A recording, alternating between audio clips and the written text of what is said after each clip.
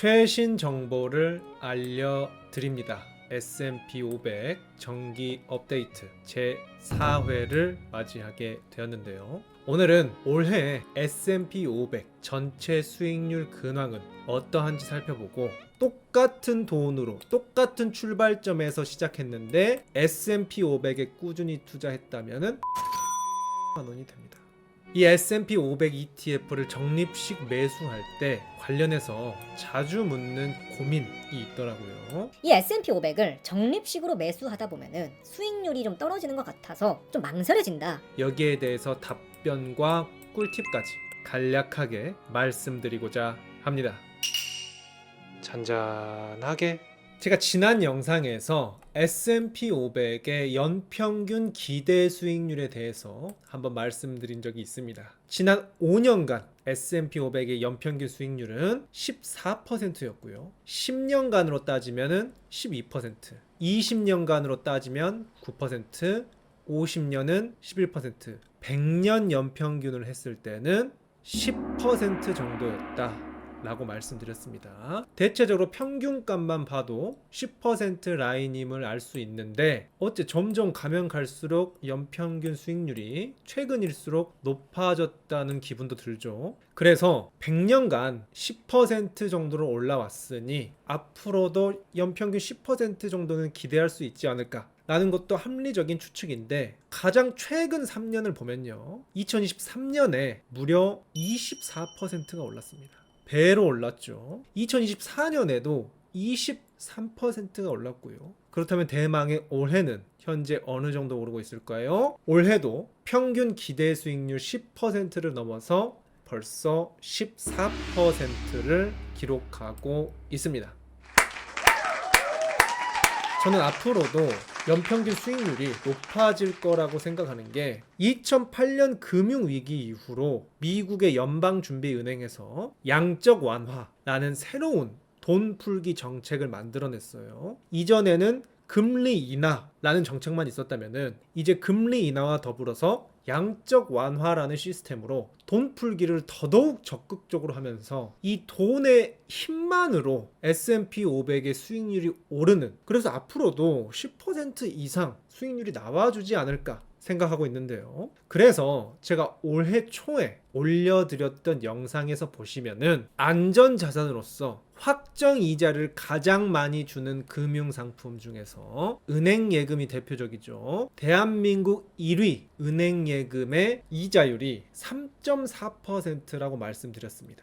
그렇다면은 이 시점에 은행예금을 동일하게 가입한 사람과 S&P 500에 투자했던 사람의 격차는 거의 4-5배 정도 자산 격차가 차이가 나겠죠. 단순히 어떤 쪽의 자산을 선택만 달리했을 뿐인데 자산 격차가 이렇게 나버리기 시작한다. 이게 실제로 제가 S&P 500 연평균 수익률 10%를 기준으로 해서 은행예금을 통 크게 3.1%로 쳐줬을 때 이 자산 격차에 대해서 강의할 때 보여주는 이미지인데요. 단순히 339 해서 3배 차이가 날 수 있다고 착각하기 쉽지만, 이게 장기적으로 가면은 자산의 격차가 7배로 늘어납니다. 왜냐하면은 복리 효과가 적용되기 때문인데요. 은행 예금으로 3.1%에 3.1%, 3.1%에 3.1%, 매년 3.1%씩 복리를 받은 사람과 매년 10%의 복리를 받은 사람의 격차는 복리로 훨씬 커지기 때문에, 내가 1,000만 원을 S&P 500에 담았을 경우와 예금에 담았을 경우 30년 동안 복리 성장을 책정해 보면은 은행 예금의 경우는 30년 만에 2배 정도 오릅니다. 2배면은 나쁘지 않아요. 나쁘지 않아 보일 수 있지만 S&P 500에 꾸준히 투자했다면은 1억 7천만 원이 됩니다.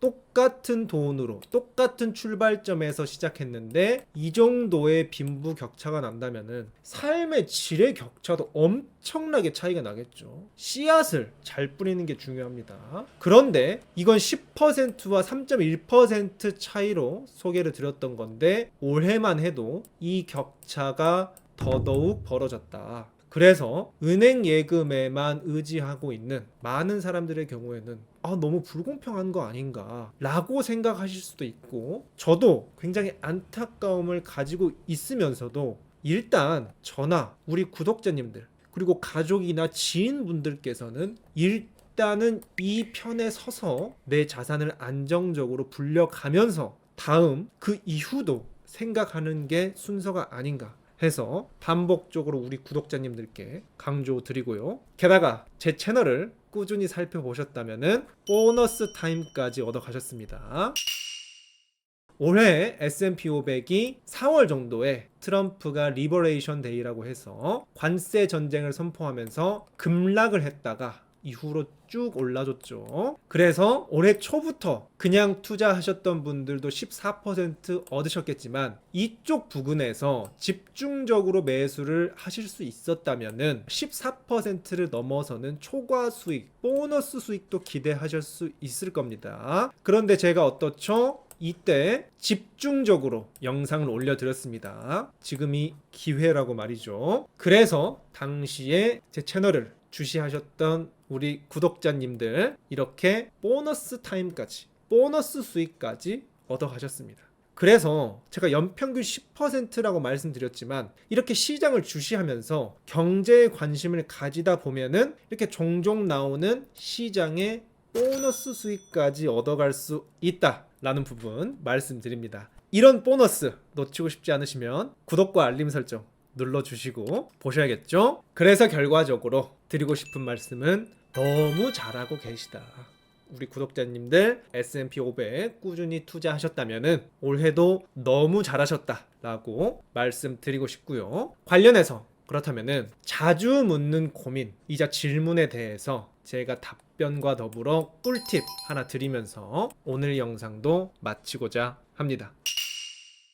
제가 오프라인으로 금융 강의를 하면서 최소 2명 이상에게 받았던 질문입니다. S&P 500으로 수익이 나니까 좋긴 한데, 이 S&P 500을 적립식으로 매수하다 보면은 수익률이 좀 떨어지는 것 같아서 좀 망설여진다 하시는 분들이 최소 2분 이상 있었던 걸로 기억하거든요. 이게 무슨 말이냐면은, 내가 어떤 주식을 $20에 매수했는데 $40로 가격이 올랐어요. 그렇다면 2배가 됐기 때문에 수익률은 100%가 되었죠. 그런데 S&P 500 같이 꾸준히 적립식 매수를 하다 보면은 이 $40 선에서도 추가 매수를 하게 되죠. 그렇다면은 내가 돈을 잃은 것은 없는데 추가 매수만 했을 뿐인데 평균 매수 단가가 중간값으로 $30로 맞춰지면서 수익률이 33.33%로 뭔가 줄어든 것 같은 착각을 일으키게 됩니다. 그러니까 진짜로 내가 보유한 수익금엔 전혀 문제가 없지만, 그림으로 더 쉽게 설명드리면은 내가 이쪽에서 사서 이렇게 높은 수익률을 먹은 상태였는데 내가 이후에도 적립식으로 꾸준히 매수를 하다 보면은 내가 매수했던 이 평균 가격도 오른 가격에서 매수한 만큼 평균 가격이 조금씩 올라가겠죠.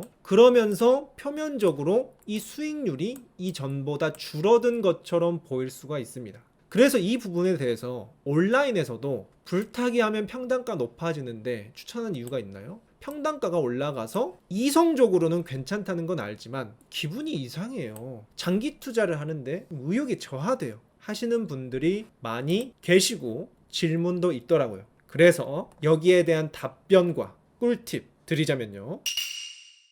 S&P 500을 모을 때 자꾸 평단가가 올라가는 것이 불편하다면은 좋은 수익률이 나오는 계좌를 그대로 두고 추가적으로 계좌를 개설해 보시는 것을 추천드립니다.